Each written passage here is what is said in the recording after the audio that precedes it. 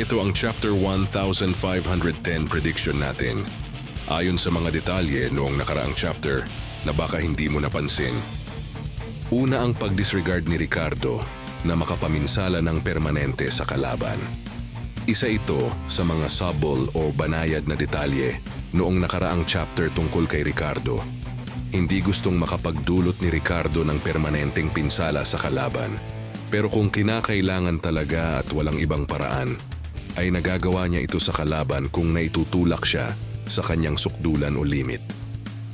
Ito rin ang nangyari noong laban niya kay AG dati. Ayaw maging isang unfortunate accident, kaya nagpigil siya kahit papaano.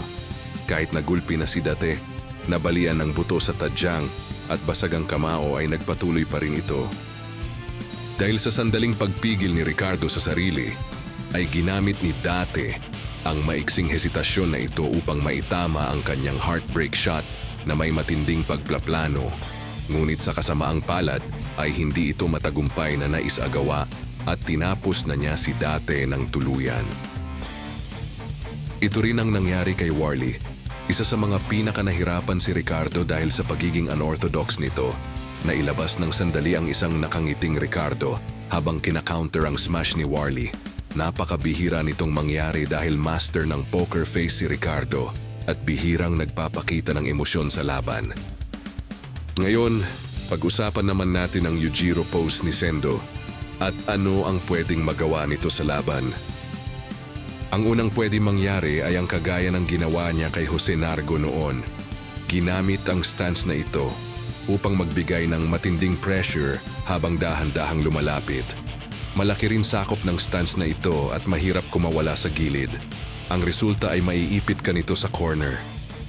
Ang estilong ito ay open sa counter-punching kung malakas ang loob ng target, kaya pwede mong sabayan si Sendo kapag sumugod.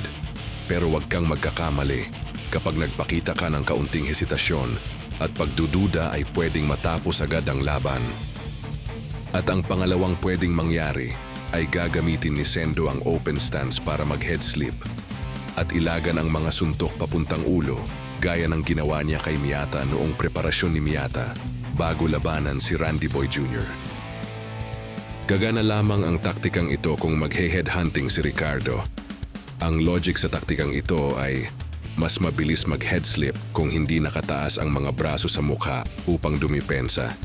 At mas makikita mo ang suntok ng kalaban na walang nakaharang sa mukha. At dahil sa malahayop na reflexes ni Sendo, ay may sapat siyang kakayahan na mailagan ang head punches ni Ricardo.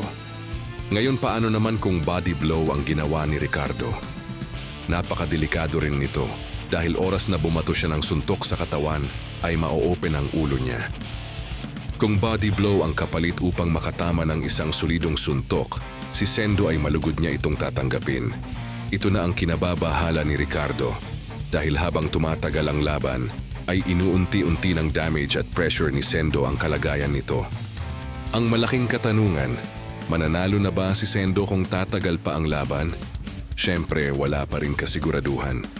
Si Ricardo ang kanyang katunggali, ang nasa tuktok ng boxing, pero isa lamang ang malinaw. Kahit bumagsak na si Sendo ng ilan beses at wala pang naitamang solid na suntok, idagdag na rin na lugi siya sa puntos kung pupunta ito sa desisyon. Pero kahit ganun nagiging dikit na halos ang laban kung babase sa pwedeng kahantungan ng laban at ang pressure ngayon ay na kay Ricardo na. Patuloy lang pong mag-comment at may tsansang maisama sa susunod na video. At kung nagustuhan niyo po ang ganitong content, please like, share, and subscribe. Take care po and God bless.